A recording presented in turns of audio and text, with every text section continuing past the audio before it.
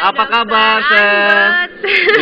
Iya, Chef. Kali ini saya ingin memberikan informasi kepada Anda mengenai hal yang berkaitan gangguan pada pergelangan tangan. Pergelangan tangan. Akibat aktivitas sehari-hari yang dilakukan terus-menerus dalam jangka waktu lama. Iya. Gitu. Berarti saya jadi chef juga potong-potong atau ngupas. Kalau dalam banyak banget juga ngaruh dong.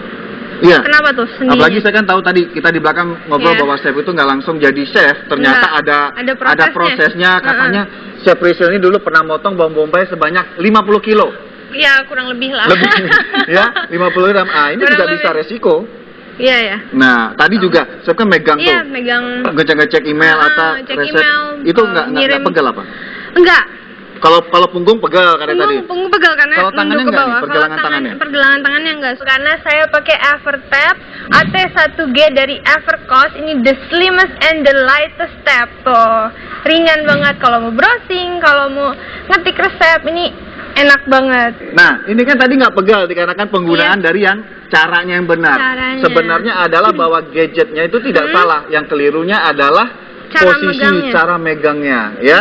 Nah, mungkin untuk lebih lanjut bagaimana perilaku ini mempengaruhi saraf, kita akan berdiskusi dengan ahlinya, yaitu Dr. Firdaus. Ayo kita pindah ke sana. Apa kabar, Dok? Hai, Dokter. Ya. Nah, Dr. Firdaus, tadi kan Chef Rizal bercerita mengenai dulunya itu ada suatu aktivitas memotong yang hampir lama sekali ya, potong bawang bombay. Nah, ini kan tentunya ada hubungan dengan saraf. Yang di kedokteran itu dikenal dengan carpal tunnel syndrome. Nah, penyebabnya tentunya beragam ya, Dok ya? Ya, yang bisa menyebabkan gangguan saraf pada pergelangan tangan, nomor satu paling banyak kalau untuk di Indonesia adalah aktivitas. Ya, ibu-ibu di rumah misalnya terlalu punya catering banyak, ngulek terus gitu, nguleknya sampai 24 jam gitu, dia juga ada lagi yang lain. Contoh, orang yang diabetes. Orang yang kegemukan. Memang kalau dibandingkan pria dengan wanita lebih banyak mengalami carpal tunnel syndrome gitu. Tadi letaknya di mana sih, Dok, kalau boleh tahu? Nah, itu kan pertanyaan Chef Rizal tentang letaknya. Carpal tunnel syndrome ini gimana sih bentuknya? Letaknya di mana? Kita punya suatu peragaan nih, Chef. Ini lampu berarti persarapannya masih bagus ya, Dok? Betul. Kita anggaplah seperti itu, bahwa ini adalah yang berwarna ini karena saraf yang di sini untuk jempol, untuk telunjuk, untuk jari tengah gitu. Nah, jadi ada berbagai warna nih. Carpal tunnel ini kan diibaratkan seperti lorongnya saraf. Letak persisnya di mana? Dok, kalau ada di tengah, kalau bahasa Inggrisnya di palmar. Oke, palmar di bawah, situ. Telapak bawah. Nah, dia menjalar ke bawah sini ya, Dok ya? Betul. Sampai sini biasanya. Sini nanti dia mencabangi. Ya, di beberapa saraf pada jari kecuali kelingking. Yang kelingking. Nah, ini kita ibaratkan ada beberapa perilaku yang Anda lakukan setiap hari dalam waktu lama tanpa Anda sadari, Anda bisa berisiko terkena carpal tunnel syndrome. Nah, saya ibaratkan satu, perilaku seperti mengetik itu beresiko. Tapi kita lihat dulu hal-hal yang simple, sederhana. Sederhana itu seperti ngangkat telepon. Kita ibaratkan aktivitas itu menekan saraf pada daerah carpal tunnel tadi. Ya. Nah, itu aktivitas yang pertama. Yang kedua, di saat Anda menyetir atau mengendari kendaraan bermotor. Tapi yang diwaspadai adalah aktivitasnya adalah motor ya, Dok ya? Motor akan lebih berat. Jadi jika ini Anda lakukan untuk pengendara bermotor, terutama bermotor roda 2, nah, anggap ini aktivitas Anda akan menekan saraf yang ada di carpal tunnel. Ya, dan ini biasanya mulai akan terasa di ujung-ujung. Mulai sedikit ada gangguan, lalu tadi tambah lagi misalnya pekerja yang lebih berat. Nah, biasanya mulai ada gangguan. Nah, gangguan itu saya ibaratkan di sini gangguan terjadi penurunan pada sarafnya. Nah, ini mati lampunya. Nah, ini yang ujung-ujung mulai. Ujung-ujung jari. Yang dirasakan berupa apa?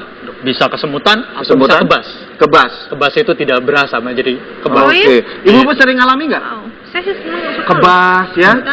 Nah, pertanyaan nih, Dok, mengetik, ya ini jari, pasti sering juga kan ngetik ya, Chef ya? Bikin resep. Biasanya tangannya gimana, coba? Gini dong.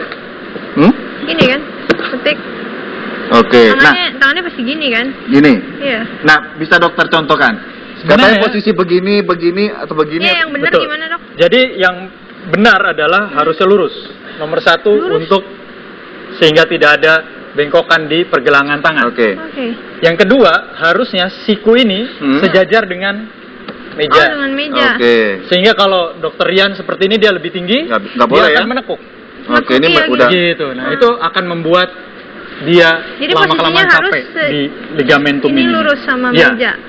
Nah, apabila perilaku keliru ini dilakukan terus-menerus, dalam tentunya jangka lama, akan mengganggu atau menambah penurunan dari fungsi saraf yang terdapat pada carpal tunnel. Ya. Dan ini beresiko hampir keseluruhan dari saraf carpal tunnel ini Saraf Ya, mengalami saraf penurunan. medianusnya akan mengalami kerusakan. Kerusakan mati. Mati semua. Nah, jika situasi ini sudah terjadi, biasanya alternatif pengobatan satu-satunya adalah operasi atau Operasi. pembedahan. Ya, Nah, ini- walaupun terlambat kalau udah mati Terlambat ya. sebenarnya. Ya. Jadi di saat mereka gangguannya baru setengah ini sebaiknya sudah diwaspadai. Betul. Kemungkinan salah satunya adalah akibat perilaku yang keliru tadi. Betul. Bisa dikasihkan kepada pemirsa pembedahan atau prosesnya itu seperti apa ya, Dok? Iya. Sebenarnya operasinya tidak terlalu sulit. Ya, operasinya tidak terlalu sulit. Ya. Chef yang mau pakai. Nah, ini Saya kita juga kasih kasih. contoh bahwa Oh, saya oke. adalah penderitanya. Jadi kalau ini tadi letak karpal tunnel biasanya antara 3 cm, 2 sampai 3 cm. Oke. Jadi hanya sekian. Tidak terlalu panjang. Dengan teknologi baru malah kita pakai endoskop lebih kecil. Ya. Apa yang dikerjakan? Digunting, Dok, saya, Dok. Jadi garis hitam ini anggaplah lukanya. Lukanya. Lukanya itu dia tidak akan lebar karena dia tidak juga secara kosmetik tidak terlalu mengganggu. Nah. Begitu. Nah, kalau ini setelah terbuka, kita anggaplah jaringan ikat yang menekan saraf itu adalah band Ini ini. ya. Iya. Sehingga nanti lalu kita lakukan pemotongan Jadi, pada ini yang mengakibatkan keluhan carpal tunnel tadi ya? betul. Nah, ini yang ligamentum diperbaiki, inilah. ligamen inti ya? Iya. Nah, Jadi, Ini kita potong. Oh. Nah, keluhan kebas, kesemutan, bahkan hal-hal yang lain ini mulai berkurang. Mulai berkurang. Nah, situasi ini apakah bisa sembuh total? Kalau pada stadium awal, ya. Ketika belum terjadi adanya otot yang mengecil, ketika belum terjadi adanya gangguan dari fungsi gerak, sangat mungkin kembali. Untuk kembali ya, oke. Nah, Oke. di sini kan untuk tadi ada proses di mana perilaku menggunakan komputer. Nah, ini berkaitan dengan keyboard dan mouse-nya. Nah, di sini mouse-nya gimana, Dok? Ya. Sebaiknya gimana? Sekarang Ini kan sudah mouse-nya. ada beberapa cara untuk mengurangi dia memberikan Ya. menggabungkan mousepad, biasanya landasan buat mouse dengan tatakan untuk Tatakan. membuat tidak terjadinya Oh. dia Peregangan kelelahan. berlebihan ya, kelelahan. Sehingga kalau ini mouse-nya dia akan menaruh pergelangannya di bantalan ini. Nah, Oke. itu tadi. Nah, habis ini ada apa sih? Ada informasi mengenai suatu keluhan yang berkaitan dengan perilaku aktivitas mobilitas yang tinggi pada Anda. Dan ini berkaitan dengan saraf juga. Ya, masih dengan Dr. Firdaus. Jadi jangan kemana-mana. Tetap di Dr. Oz Indonesia.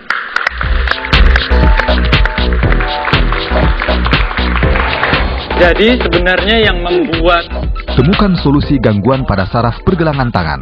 Sesaat lagi di Dr.